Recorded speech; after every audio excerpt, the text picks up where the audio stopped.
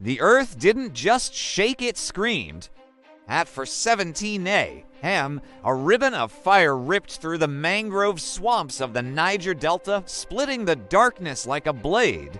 Birds scattered into the smoky air, windows shattered in distant villages, and deep beneath the mud and tangled roots, a high-pressure oil pipeline, silent for decades, erupted in a thunderous blast that turned the night into a burning, artificial sunrise.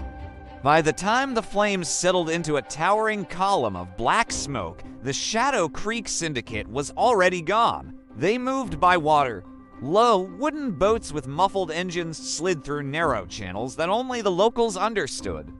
Their faces were hidden, not just from surveillance cameras, but from each other. In the high-stakes trade of oil sabotage, anonymity was the key to survival. The target that night was a major trunk line, the artery feeding an offshore export terminal. The intelligence had come from the inside. Someone on the payroll had provided patrol routes, shift changes, and the blind spots in the digital surveillance grid. Colette, the syndicate's leader, crouched at the bow of the first boat, watching the fiery glow behind them fade into the horizon. He was a former pipeline welder. He knew the steel veins of the Delta better than most engineers. And he knew exactly how to make them bleed. To outsiders, they were criminals, plain and simple.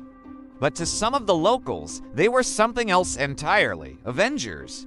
For years, oil had flowed out of their land, but the wealth had always flowed elsewhere. What remained for them were polluted creeks, farmlands soaked in crude oil, and the constant sting of broken promises and jobs that never came.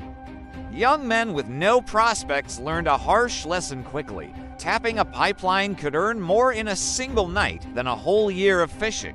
But this was no longer about simple desperation. This had evolved into an empire. The syndicate didn't just blow pipelines, they hijacked them.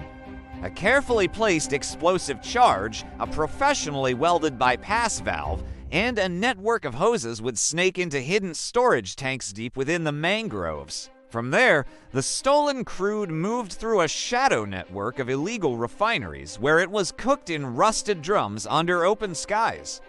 A chain of middlemen arranged forged shipping documents, and tankers would blend the stolen oil with legitimate cargo, making it untraceable. Millions of dollars vanished into smoke and shadow. What the government called economic sabotage was, in truth, a fully functioning parallel industry. But the game was changing. Security drones had started patrolling the